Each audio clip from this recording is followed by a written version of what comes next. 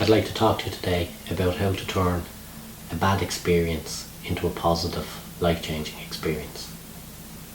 To give you an example of what this looks like or feels like, or the experience of this, I'd like to tell you about a story I read recently in a newspaper in which a young man returning home from school was set upon by a group of youths who assaulted him within an inch of his life, leaving him in a pool of blood.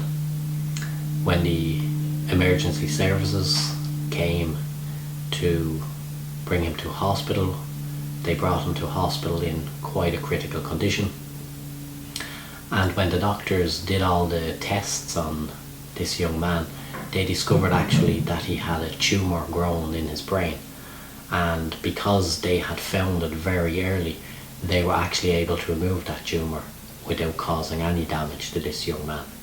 And the story in the newspaper generally went that the mother had wrote into the newspaper basically saying, how can I be angry at these people who did this, because actually if they didn't do it, my child, my loved one, could be dead by now or have suffered greatly. So this is what I mean by saying that just because something bad happened to us does not mean that we can take the positive out of that, because it's when we become very positive, that's when these bad experiences become life-changing tools. So if you happen to be on the end or the receiving end of some bad news, how you react to that news is actually going to create the next set of steps. Believe me when I tell you, I was once told myself that I had cancer, and the information I received about that cancer basically was that I should change my lifestyle.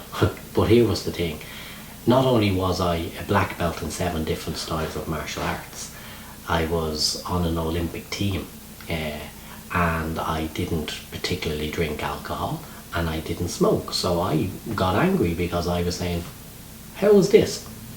I seem to be doing all the right things, and yet here I am getting this diagnosis. Actually, the truth was that the cancer that I have was more a cancer of something that was eating me up inside. And what was eating me up inside was some issues that I had with my own mother, some angers, some misinterpretations, some events. And what I really needed to do is just look at those events, forgive myself, forgive my mother, forgive the world, and not actually change my lifestyle all that greatly at all, but take the power into myself and say, doctors are wonderful beings, they do a great job, but they don't know everything, and they certainly do not know everything about you or I, because you or I actually know more about ourselves than any other being on this planet. So my suggestion is that when you receive any type of bad news, turn it around into a positive, because in my life I can now tell people I survived. And I survived by using techniques and tools that I had learned in psychotherapy, that I had learned in meditation classes, that I had learned from religion, believe it or not, because even within the religious books there are some very powerful healing techniques, should you be bothered to go and learn about them. So my message to you today is, there is only bad when you want it to be bad, or when you accept it as bad.